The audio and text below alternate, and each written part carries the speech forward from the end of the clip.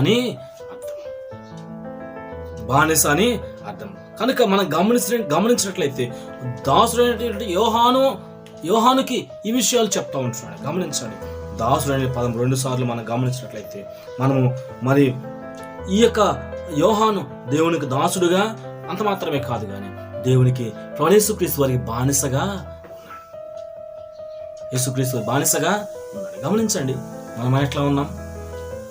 యేసుక్రీస్తు వారు చెప్తున్నాడు, యేసుక్రీస్తు తన దాసులు కనబరచుట. ఎవరికి కనబరుస్తాడు? భవిష్యత్ విషయాలు ఎవరికి చెప్తాడు? తన దాసులకు చెప్తాడు. తన దాసుని యోహానుకి వాటిని సూచించాను దర్శనాల ద్వారా. దాన్ని తీసుకొని పోయి ఆయన తన దూత ద్వారా చూపించినట్లుగా మనం చూస్తూ ఉంటున్నాం. ఈ దినాల్లో కూడా చాలా మంది దొంగ బోధకులు బయలుదేరారు. మేము ప్రవచనాలు చెప్తాం, భవిష్యత్ విషయాలు చెప్తాం అని బయలుదేరారు. సంఘాలు ద్రవ్యం కోసం, డబ్బు కోసం ఏటికి దాసులుగా ఉన్నారు? శరీరానికి దాసులుగా ఉన్నారు. ఈ దినాల్లో సంఘాల్లో కూడా ఇట్లాంటి అపవిత్రత కనబడతా ఉంది. కానీ భవిష్యత్ విషయాలు ఎవరికి అనుగ్రహిస్తాడండి? తన దాసులకు మాత్రమే అనుగ్రహిస్తాడు. వ్యభిచారానికి దాసులు కాదు, వ్యభిచారానికి దాసులుగా ఉన్నవారికి కాదు, పాపములకు దాసులుగా ఉన్నవారికి కాదు, డబ్బుకు దాసులుగా ఉన్నవారికి కాదు, వ్యామోహాలకు దాసులుగా ఉన్నవారికి కాదు, తన దాసులకు అనుగ్రహిస్తాడు. విషయాలు మనము మర్చిపోకూడదు. కనుక భవిష్యత్ విషయాలు తన దాసులకు కనబరచుటకు గమనించాలి. మనం చెప్పుకుంటే సరిపోదు, మనం చెప్పుకుంటే సరిపోదు, దేవుడు చెప్పాలి. అందుకని యోహాను గురించి యేసుక్రీస్తు వారు నిన్ను నన్ను కూడా ఒక బానిసగా, ఒక దాసుడుగా అని చెప్పుకోవాలి. నా దాసుడు, నా బానిస అని చెప్పుకోవాలి. దాసుడైన యోహానుకు వాటిని సూచించాను. అందుకనే సౌలు పౌలుగా మార్చబడి తన దాసుడుగా చేయబడ్డాడు. అందుకని ప్రత్యక్షతలు అన్నీ కూడా సంఘం గురించి ప్రత్యక్షత అంతా కూడా పౌలుకి అనుగ్రహించాడు. సౌలు పౌలుగా మార్చబడి కన్నాంతరాలకు తిరిగాడు. గమనించండి, ఎవరికి అనుగ్రహిస్తాడు?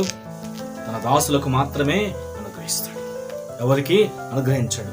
గమనించండి, ఆమోసు గ్రంథము 3వ అధ్యాయం 7వ వచనంలో మనం చూస్తే బైబిల్ గ్రంథం చెప్తా ఉంది, దేవుడు సంకల్పించిన విషయాలను ఎవరికి అనుగ్రహిస్తాడు? తన సేవకులైన దాసులకు, తన సేవకులైన ప్రవక్తలకు. చూడండి, ఆమోసు గ్రంథం 3వ అధ్యాయం 7వ వచనం. ఆమోసు గ్రంథము 3వ అధ్యాయము 7వ వచనం చూద్దాం. 3వ అధ్యాయము 7వ వచనం.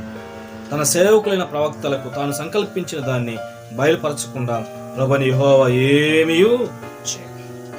దేవుడు సంకల్పించుకున్న విషయాలు ఎవరికి బయలుపరుస్తాడండి? దాసులకు మాత్రమే బయలుపరుస్తాడు. దాసులకు, సేవకులకు బయలుపరుస్తాడు. మన సేవకులంగా ఉన్నామా? ఈ దినాల్లో కూడా, ఆ దినాల్లో ప్రవక్తలు ఉన్నారు. అతని ముందున్న గ్రంథంలో ప్రవక్తలు, ఈ దినాల్లో కూడా ప్రవక్తలు అని చెప్పుకుంటున్నారు. ప్రవక్త అనగా ఎవరండి? దేవుని విషయాలు మనుషులకు చెప్పేటువంటి వారు. దేవుని విషయాలు, దేవుడు చెప్పమన్న విషయాలు డైరెక్ట్ గా మనుషులకు వెళ్ళి చెప్పాలి. ఉన్నది ఉన్నట్లుగా చెప్పాలి. ఈ దినాల్లో ప్రవక్తలని పేరు పెట్టుకుంటూ, పలానా ప్రవక్తని, పలానా అపోస్తులని పేరు పెట్టుకుంటూ, దొంగ అపోస్తులు అంటే ఎవరండి? యేసుక్రీస్తు వారిని చూసి ఉండాలి, యేసుక్రీస్తు వారి కలిసి తిరిగి ఉండాలి, ఆయన జనన మరణ పునరుద్ధానాలను తెలుసుకుని వాళ్ళే అపోస్తులు. ప్రవక్తలంటే మోషే, అబ్రహాము, వీళ్ళు ప్రవక్తలు. ఆమోసు, దానియేలు, వీళ్ళంతా ప్రవక్తలు. దేవుని చేతిలో పనిచేశారు. ఈ దినాల్లో ఎంతమంది దేవుని చేతిలో పనిచేస్తున్నారండి? మనుషుల కోసం ఎమ్మెల్యేకి దాసులుగా ఉంటున్నారు.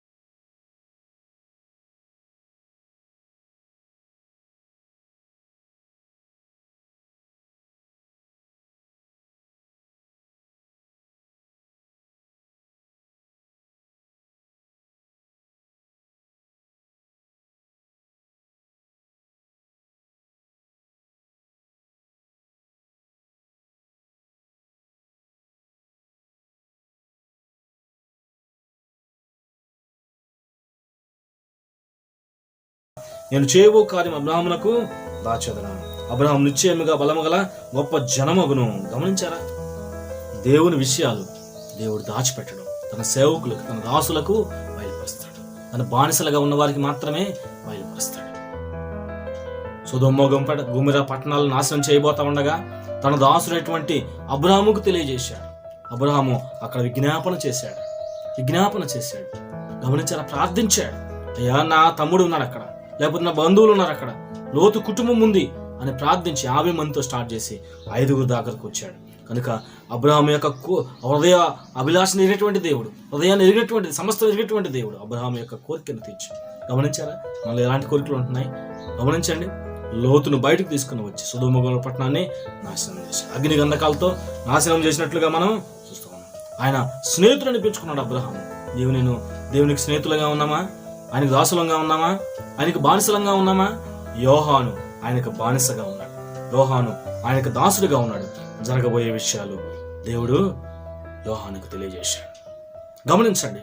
ఇంకా మనం చూస్తే దానియేలు గ్రంథము 9వ అధ్యాయము 22వ వచనంలో కూడా మనం గుర్తు చేసుకుంటే, దానియేలు గ్రంథము 9వ అధ్యాయము 22వ వచనాన్ని ఒక్కసారి మనం జ్ఞాపకం చేసుకుంటే, దానియేలు గ్రంథము 9వ అధ్యాయము 22వ వచనం, అతడు నాతో మాట్లాడి ఈ సంగతి ఆ సంగతి నాకు తెలియజేయట్లేను. దానియేలు, నీకు గ్రహింప శక్తినిచ్చుటకు నేను వచ్చి తిని, నీవు బహుప్రియుడు గనుక నీ విజ్ఞాపన చేయని ఆరంభించినప్పుడు ఈ సంగతి నీకు చెప్పుటకు వెళ్ళవలనే ఆజ్ఞ బయలుదేరాను. దర్శన భావములను చెప్పడానికి దూతను పంపించినాడు దేవుడు. ఎందుకు? దానియేలుకి ఏమన్నా ఉందండి? ఏమన్నా హోదా ఉందా? 10 నెలలు బబులోను దేశానికి అమ్మబడ్డారు. బాల్య ప్రాయం నుంచి వాళ్ళు అమ్మబడ్డారు. వాడు దేవుడికి బహుప్రియుడిగా జీవించాడు. మనకి శ్రమలు లేవు, కష్టాలు లేవు, నిందలు లేవు, అవమానాలు లేవు, అమ్మబట్టం లేదు. దానియేలు అమ్మబడ్డాడు. యోహాను కూడా పద్మస దీపానికి పరవాసిగా తోలివేయబడ్డాడు. దానియేలుకి స్వేచ్ఛ లేదు, యోహానుకి స్వేచ్ఛ లేదు. గమనించి, అటువంటి క్లిష్ట పరిస్థితుల్లో తన శరీరమును అపవిత్రపరచకుండా తినే వాటిలో, తాగే వాటిలో అన్నిటికీ దూరంగా ఉన్నారు. బబులోను దేశము ఏం చేయాలనుకుంది? వారి పేర్లు మార్చింది. షడ్రకు, మెషకు, అబేద్నెగోల పేర్లు మార్చింది. ఇది నెల కూడా చాలా మంది బాప్తిసం తీసుకుని పేర్లు మార్చుకుంటున్నారు. ఇది ఆచారం అయిపోయింది. ఆచారం కాదు, దేవునికి సాక్షిగా ఉండటానికి. దేవుడు ఆదాముకు చెప్పాడు, నీ పేర్లు పెట్టమని. ఆదాము పేర్లు పెట్టాడు. గమనించండి, వీరు ఎవరు మారుస్తున్నారు? ఐగుప్తు దేశం, ఈజిప్టు దేశము, బబులోను దేశం మార్చేసింది వాళ్ళని. ఇప్పుడు మనమే మార్చుకుంటున్నాం. అలా చేయమని దేవుడు చెప్పాడా అండి? ఆచారయుక్తంగా చేయకండి, పేర్లు మార్చకండి. గమనించండి, అబ్రహాం దానియేలు యొక్క భాష మార్చాలనుకున్నాడు. దానియేలు యొక్క బుద్ధిని మార్చాలనుకున్నారు. దానియేలు విగ్రహాలను చేయాలని వాళ్ళు శాసించారు. కానీ తను అపవిత్రపరచకుండా, తాగకుండా, తినకుండా, శరీరాన్ని అపవిత్రపరచకుండా దేవునికి భయపడుతూ పవిత్రంగా జీవించారు. అందుకని దానియేలుకి గ్రహింప శక్తిని ఇవ్వటానికి, దర్శన భావాన్ని, కలల భావాన్ని ఎవరికి ఇచ్చాడు? ఇది నెలలో చాలా మంది బయలుదేరారండి. ఏమండి? చాలా మంది ముందు సేవకులని చెప్పుకుంటున్నారు, పాస్టర్లని చెప్పుకుంటున్నారు. సాయంకాలానికి బారుల దగ్గర కూర్చొని బీర్లు తాగుతుంటున్నారు. ఇట్లాంటి వేషాలు వేసుకుంటూ అపోస్తులని, ప్రవక్తలను చెప్పుకుంటూ వాళ్ళంతగా వాళ్ళే చెప్పుకుంటున్నారు. ప్రవక్తలంటే దేవుని విషయాల్ని నేరుగా ప్రజలకి తెలియజేయటం, దేవుడు చెప్పిన విషయాల్ని. ఇది నెల ఆ విధంగా ఉందండి. అది నెల ప్రవక్తలు ఉన్నారు, అపోస్తులు ఉన్నారు, న్యాయాధిపతులు ఉన్నారు.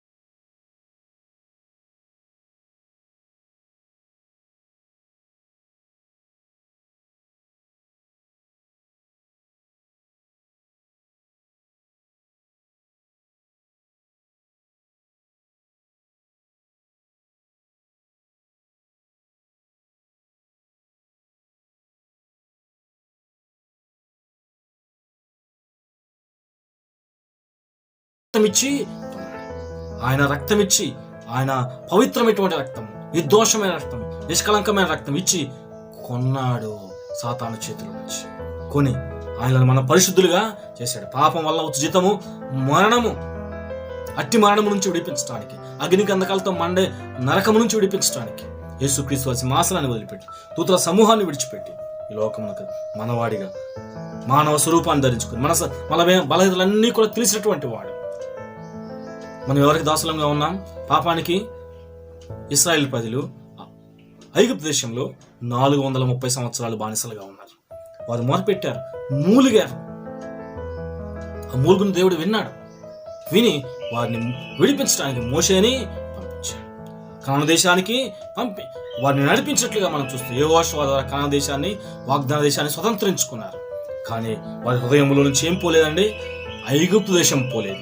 ఇది నెలలో కూడా చాలా మంది సంఘాలు, స్థానిక సంఘాల్లో పాపము విడిచిపెట్టి వచ్చామని చెప్పుకుంటున్నారు, కానీ పాపేచ్ఛలు ఉన్నాయి, శరీరక్రియలు ఉన్నాయి, అపవిత్రత ఉంది, వ్యభిచారం, కాముకత్వం ఉంది, ప్రేమ లేదు, ఏమి లేదు. ప్రేమ అంటే కాముకత్వం అయిపోయింది, కామ వికల చేష్టలు అయిపోయాయి. ఇవన్నీ జరుగుతూ ఉన్నాయి.